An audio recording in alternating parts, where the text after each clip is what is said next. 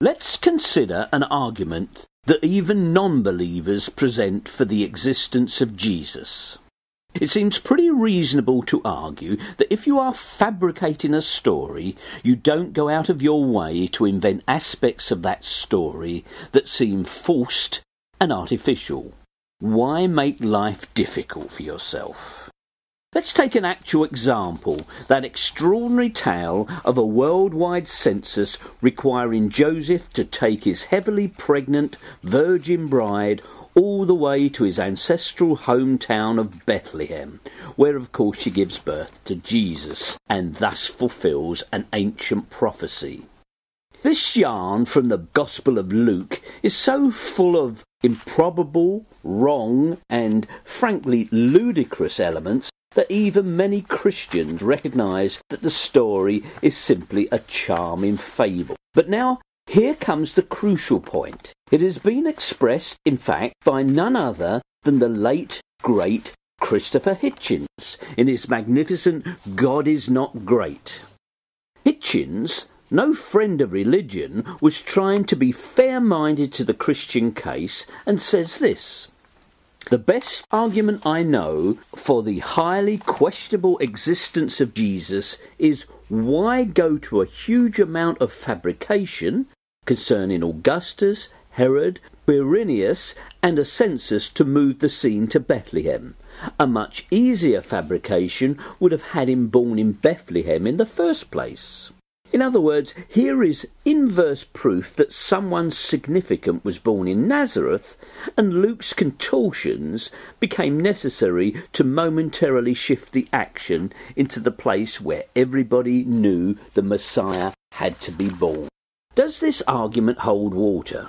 In reality, it's simply a variation on the embarrassing errors argument.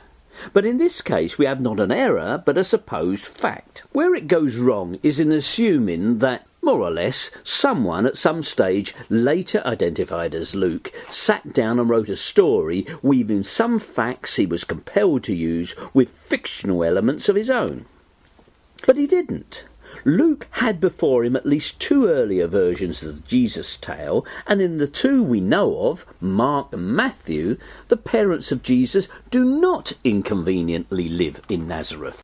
Mark has nothing at all to say about the birth of Jesus, nothing about Joseph, and nothing about Bethlehem. And in fact, if we recognise that the intrusion of Nazareth in the opening baptism scene of Mark's Gospel is a later harmonising interpolation, we see that elsewhere in the original Greek manuscripts of Mark, the writer never says Jesus is from Nazareth either, but only ever refers to Jesus as a Nazarene. From his first miracle at Capernaum through to the last words of the angel in the tomb, Mark speaks of Jesus the Nazarene. The word most probably means branch or offshoot from Judaism, an appropriate label for a hero with a new message from God. Now, the Nativity was added to the basic Markan story by the author of Matthew late in the day, when the original end of the world had passed. And Matthew does place the Holy Family conveniently in Bethlehem, not inconveniently in Nazareth. Matthew's Jesus is born in a house, not a stable, and he lands up in Nazareth only later in order to fulfill a prophecy. Now, Luke tidied up a lot of Matthew's handiwork. He knew that Matthew's claim that the prophets had said the Messiah should be a Nazarene had no support. So Luke dropped any reference to such a prophecy.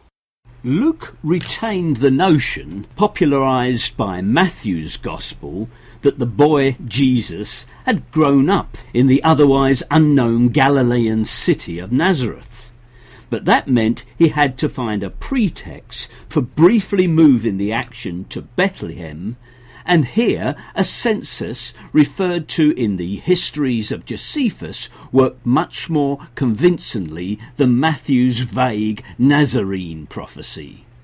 Luke also dropped the unconvincing references to a massacre of infants, a flight to Egypt, and instead substituted an orderly blessing in Jerusalem from an elderly prophet who greets the child as a light to the Gentiles.